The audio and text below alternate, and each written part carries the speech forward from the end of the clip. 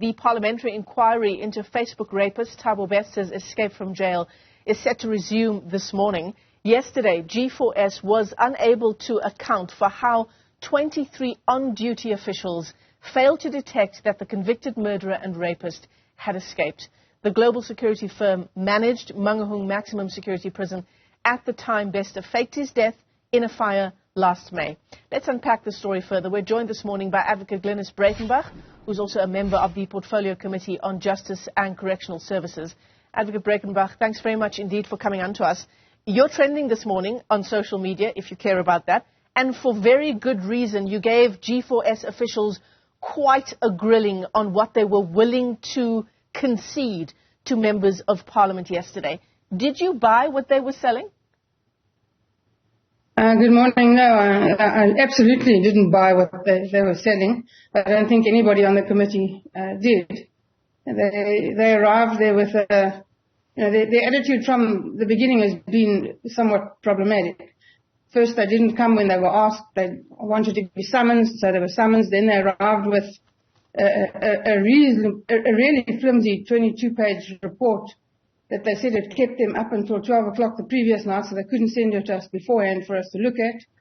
And the report contained really absolutely nothing that dealt with the issues. It was merely a report thrown together from information that was already available to try and exonerate themselves. They accept no responsibility. They don't want to admit that they have done anything wrong. They don't want to admit that this happened on their watch. Their attitude is one of, we've fulfilled our contractual obligations and, there's nothing more we can do. And their whole approach to this matter is, they came underprepared, I think, and their approach to the matter is very lackadaisical and problematic, and they paid the price yesterday. Yeah, the more jaded among us will say that perhaps they weren't unprepared. Perhaps they were quite careful in how they constructed that 22-page document, in what they were willing to concede, and much of what they had to say, it must be said, and it was mentioned in Parliament yesterday as well, is what was revealed by news agency Groundup. Absolutely. There was not one thing in that report that wasn't already in the public space. So, what took them so long to prepare it and why it was such a massive mission, only they will know. Groundup has already revealed all of that and much, much more. In fact, Groundup has done an unbelievably amazing job with publicizing this matter, bearing in mind that the state and the authorities knew about this at best for them in October last year and told no one. So, that remains a big problem that they're going to have to answer today. And G4S came with a cagey attitude, and they were just trying to bat us off, something they did not succeed in. I think all the committee members performed particularly well yesterday. I mean, that's the question, right?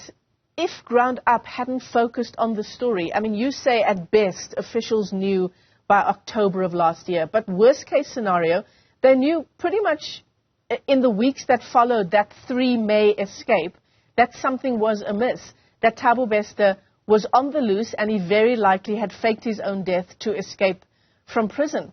Where would we be if Groundup hadn't focused on the story? And why this need, apparently, just on the face of it, to cover up? If officials knew back then already, why was nothing done? Well, that's a question that has to be answered today. And, of course, today we have the Judicial Inspectorate who have done a sterling job, and their report is really, very good. Then we have Correctional Services and the police, and then, the Minister and the Deputy Minister must come. And there's difficult questions for them to answer, and these are, the questions that they will have to answer. Certainly, it must have been clear to anybody paying attention and had access to documents that there was something deeply suspicious, at least, about this matter, and that it wasn't a clear-cut death in a prison cell. The reason for the cover-up, well, I don't like to speculate, and I'm not a conspiracy theorist.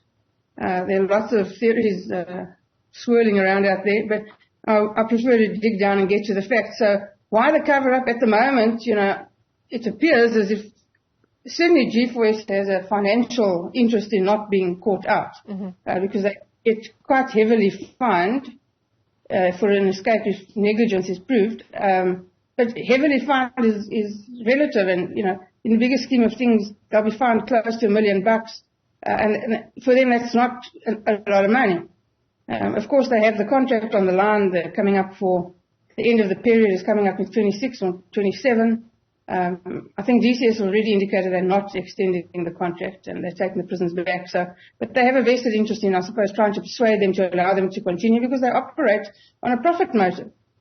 But what we've seen thus far leaves a lot to be desired, both their attitude, their approach, and frankly, the conditions and the systems in the prison. How this happened is very clear. At least, this wasn't a one-man show. It cost a lot of money to make these arrangements.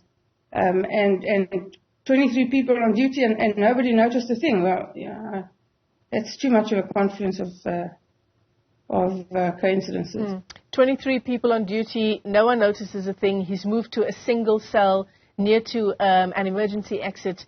That single cell also happens to be outside of the eye line of CCTV cameras. This was a question that was put to G4S yesterday, Advocate Breytenbach, whether this escape does constitute a breach of contract and what that would mean for G4S, right? What did they have to say? Well, they did what they did for their entire morning. They avoided the issue. But clearly it constitutes a breach of contract. Clearly there was negligence on the part of their staff. There can be no doubt about that. And clearly they're going to have to answer to correctional services with whom they have a contractual relationship. And I've got very little doubt that they will be found culpable and they'll be fined. But the problem is this isn't the only escape. There have been others. And now that this is hitting, the headlines, so many more people are coming forward with other information about other inmates and other escapes that, need to be followed up now. Yeah. The Judicial Inspectorate for Correctional Services, it was in August of last year that their investigation found that Thabo Bester had likely escaped, right? You talked about not being a conspiracy theorist. You want to look at the fact, look at the documentation. So that should be quite easy, right? If this was an investigation that was conducted, it was completed in August of 2022, surely there's a paper trail to follow in terms of what happened from then on and who failed to take what would have been the next steps. Well, certainly. When the story broke in Ground Up, I submitted a raft of 19 questions to the Minister of Justice, which have not yet been answered.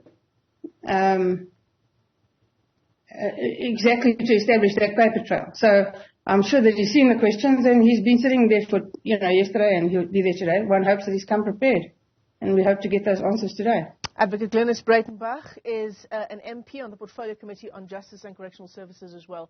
Advocate Breytenbach, thanks very much indeed for joining us. And of course, that inquiry continues in Parliament today.